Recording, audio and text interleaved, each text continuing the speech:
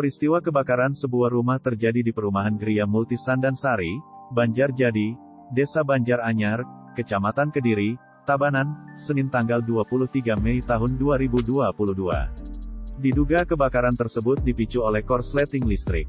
Beruntungnya peristiwa ini tak sampai menimbulkan korban jiwa. Namun, kerugian material ditaksir mencapai Rp10 juta. Menurut informasi yang diperoleh, peristiwa kebakaran rumah tersebut terjadi sekitar pukul 12 WITA.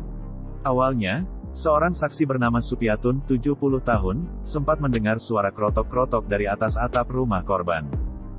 Karena penasaran, ia pun keluar rumah untuk melihat kondisinya.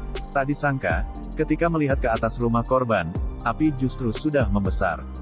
Ia pun langsung berinisiatif untuk menghubungi petugas pemadam kebakaran. Tak berselang lama, 2 unit mobil damkar datang ke lokasi untuk melakukan penanganan. Kebakaran kemudian berhasil ditangani petugas.